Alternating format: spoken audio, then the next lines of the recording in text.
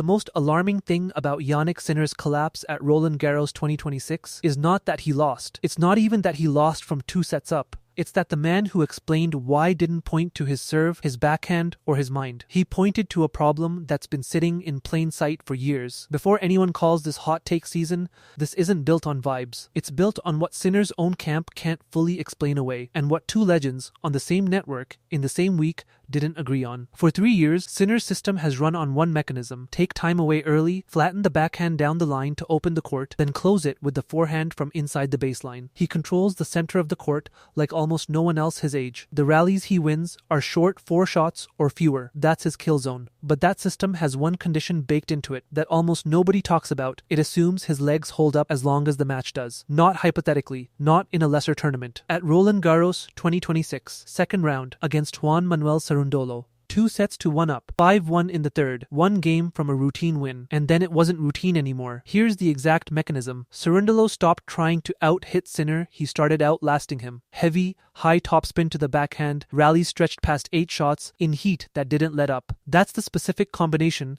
that disrupts Sinner's timing, not power, duration. Once points past that length in heat, his first step, explosiveness, the thing that makes his court coverage look unfair, starts arriving a half step late. This mirrors what happened to a young Novak Djokovic, a player whose talent was never in question, but whose body kept failing him in long matches in heat, before a diet and fitness overhaul turned his biggest weakness into tennis's most famous strength. The pattern repeats itself. Brilliance with a stamina ceiling, exposed on the biggest stages, before the fix. And here's what nobody's connecting yet. Sinner skipped Halle this year. No low-stakes grass warm-up, no extra match reps in tougher conditions before the matches that matter. Straight to Wimbledon. That's not a scheduling footnote, it's a fitness decision with a tactical cost nobody's pricing in. Watch how McEnroe framed it. Not shock, not outrage. He described it as a long-running issue, something Sinner's camp has been managing for a couple of years, not something new. That's not commentary. That's someone naming a pattern his own team has clearly seen before. Now here's the honest case against this thesis. 1-5 set loss in extreme heat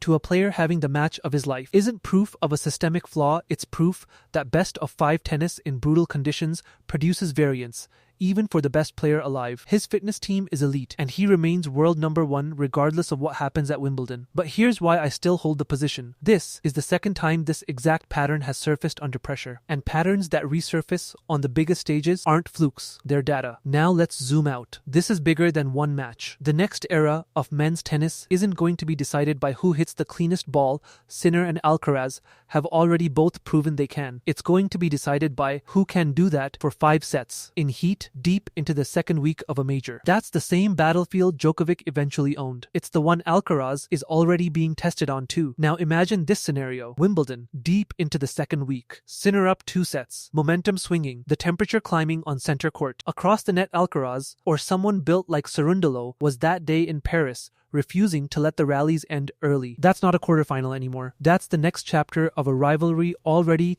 being called the start of a new era. Let's talk numbers. Sinner was 2 sets to 1 up, 5-1 in the third, before that match slipped away, one of the bigger collapses from a winning position at a major in recent memory. He's defending 2,000 ranking points at Wimbledon this year, but stays world number 1 no matter the result. Last year, en route to that Wimbledon title, he beat Ben Shelton and Novak Djokovic in straight sets before beating Carlos Alcaraz in the final. These aren't random numbers. They're the fingerprints of a player entering the exact stretch where dominance and physical risk start to overlap. So here's my prediction, and I'm being specific. Jannik Sinner does not lose a deciding 5th set in extreme heat for the rest of the 2026 grass season through the end of Wimbledon. Not a feeling. A documented call you can check against the result the moment it happens. And if he cruises through without a single hard 5-setter, this thesis never gets tested. And that's a fine outcome too. Back to Paris. 2 sets up. 5-1 in the third. 1 game from a clean win that never came. What looked like a fluke loss to a lower-ranked Argentine